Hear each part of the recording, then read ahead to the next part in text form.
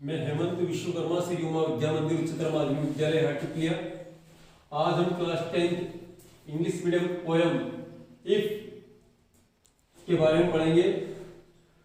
इस खंड में, इस पार्ट में हम जो इस पोयम इफ के पोएट रुडयार्ड कीपलिंग है उनके बारे में पढ़ेंगे और साथ में थोड़ी सी इस पोयम की ब्रीफ डिस्क्रिप्शन भी लेंगे।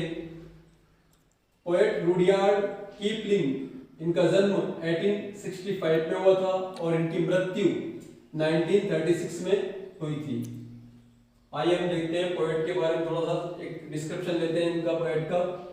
Rudyard Kipling, son of J L. Kipling, the author and illustrator of beast and man in India, was born in Bombay and educated at the United Services College, Westward Ho। Rudyard Kipling जो थे वो जे.एल. कीपलिंग के पुत्र थे।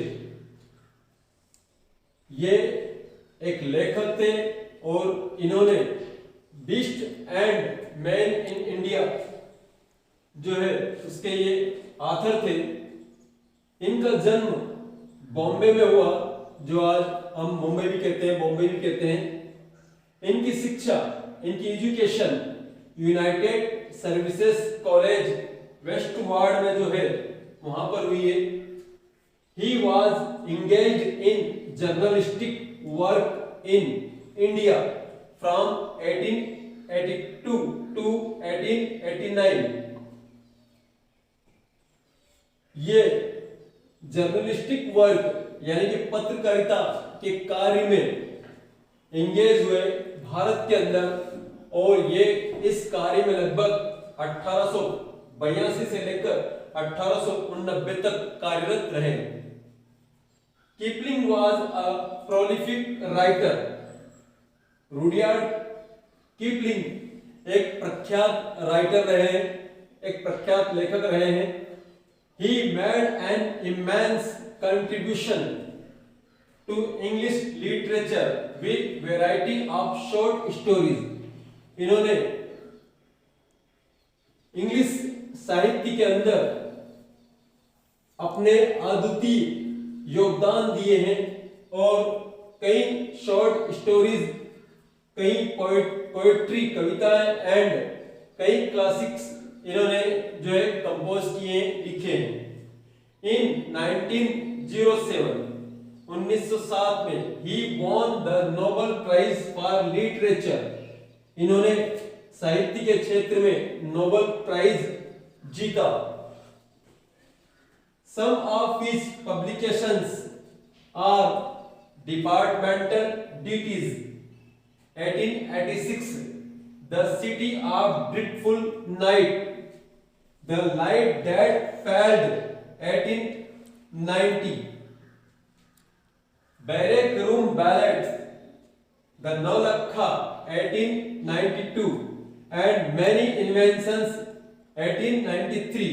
इनके कुछ publications हैं, जैसे डिपार्टमेंटल ड्यूटीज जो 1886 में आया था, the city of dreadful night, उसके बाद द लाइट दैट फेल्ड 1890 में आया था। इसके अलावा barrack room ballets, the Naulakha 1892 में आया था, एंड मेनी इन्वेंशंस कर एक और आया था जो 1893 में आया था। His associations with jungle book is well known, in which the popular character of Mowgli is found. Jungle book जो बुक आई थी, जो किताब लिखी गई थी, उनके अंदर या उस बुक के अंदर इनकी भागीदारी थी। इन्होंने उसमें काफी मदद की थी, जो एक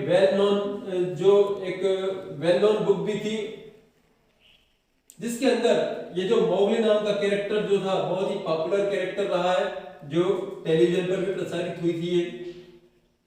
इस प्रकार से हमने देखा ये जो पोएट रुडयार्ड कीपलिंग, उनके बारे में हमने एक संक्षिप्त डिस्क्रिप्शन लिया है।